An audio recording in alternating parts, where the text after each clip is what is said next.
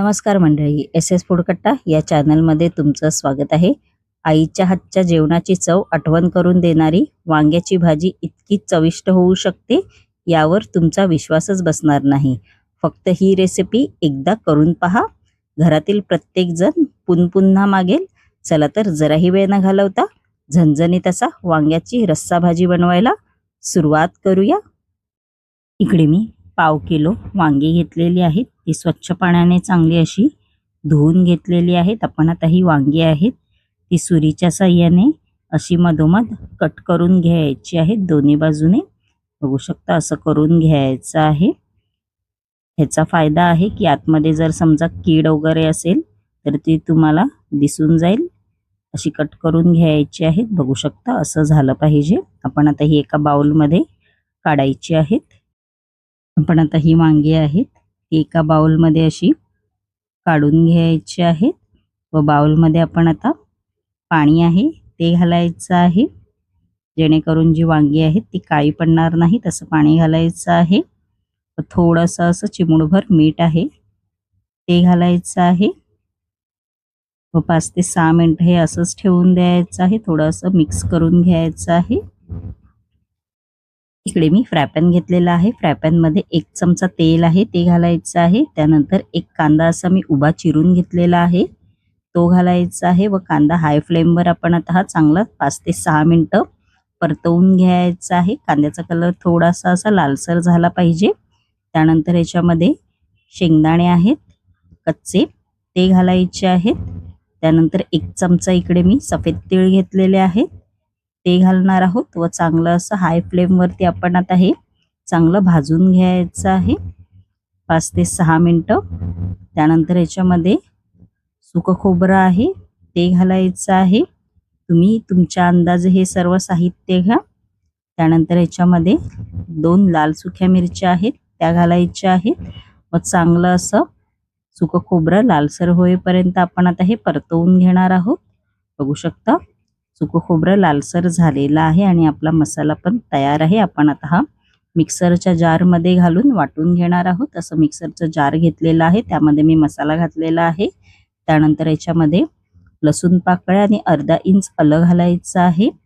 थोडीशी कोथिंबीर आहे ती घालायची आहे. 1 चमचा जिरं घालायचं आहे व थोडंसं पाणी घालायचं आहे व मिक्सरला एकदम बारीक अशी पेस्ट करून घ्यायची आहे.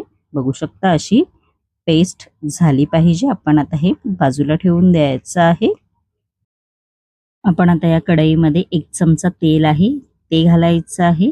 त्यानंतर 2 लसूण पाकळ्या इकडे मी अशा ठेचून घेतलेल्या आहेत त्या घालायच्या आहेत. त्यानंतर जी आपण वांगी कापून घेतली होती ती घालायची आहेत व हाय फ्लेमवर आपण आता ही वांगी आहेत ती चांगली अशी परतवून घेणार आहोत व झाकण लावून 5 ते 6 मिनिटं ह्याला वाफेवर शिजवून घ्यायची आहेत. ही वांगी आपली 5 ते 6 मिनिटं झालेली आहेत. आपण आता झाकण उघडून बघूया आणि मस्तपैकी अशी थोडीशी आपली वांगी आहे ती शिजलेली आहे. त्यानंतर त्याच कढईमध्ये आपण आता 2 चमचे तेल आहे ते घालायचं आहे. त्यानंतर इकडे मी कांदा असा बारीक अगदी चिरून घेतलेला आहे तो घालायचा आहे व कांदा चांगला आपण हाय फ्लेमवर परतवून घेणार आहोत. कांद्याचा कलर आहे तो थोडासा लालसर झाला पाहिजे असं कांदा आहे तो परतवून घ्यायचा आहे. त्यानंतर याच्यामध्ये 1 टोमॅटो असा बारीक चिरलेला आहे तो घालायचा आहे व तो सुद्धा आपण परतवून घ्यायचा आहे. टोमॅटो चांगला असा मऊसूत झाला पाहिजे असं परतवून घ्यायचं आहे. टोमॅटो आपला चांगला मऊसूत झालेला आहे. आपण आता याच्यामध्ये कढीपत्त्याची पानं आहेत 3 ते 4 ती घालायची आहेत व चांगलं असं परतवून घ्यायचं आहे. त्यानंतर याच्यामध्ये अर्धा चमचा बेडगी मिरची मसाला आहे तो घालायचा आहे फक्त कलर येण्यासाठी. त्यानंतर बाकीचे मसाले आहेत ते घालायचे आहेत. अर्धा चमचा हळद घालायची आहे. अर्धा चमचा गरम मसाला, 1 चमचा इकडे मी लाल तिखट मसाला घेतलेला आहे तो घालायचा आहे. 1 चमचा धणे पावडर आहे ती घालायची आहेत व चांगलं असं आपण आता हे परतवून घेणार आहोत. मीडियम फ्लेमवरती चांगले मसाले आहेत ते कांदा आणि टोमॅटोमध्ये परतवून घ्यायचे आहेत. त्यानंतर जो आपण वाटण केलं होतं ते घालायचं आहे त्याच्यामध्ये व चांगलं असं परतवून घ्यायचं आहे. बघू शकता तुम्ही गॅसची फ्लेम इकडे मीडियमच ठेवा. मीडियम फ्लेमवरच आपल्याला परतवून घ्यायचं आहे. आपलं परतवून चांगलं असं झालेलं आहे. मस्तपैकी असं थोडंसं तेल सुटलेलं आहे ग्रेव्हीला.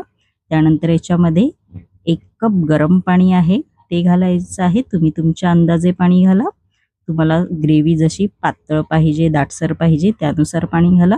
चांगली उकळी काढून घ्यायची आहे. मस्तपैकी अशी ग्रेव्हीला उकळी आलेली आहे. बघू शकता तुम्ही. थोडंसं चवीनुसार मीठ आहे ते घालायचं आहे व चांगलं असं परतवून घ्यायचं आहे.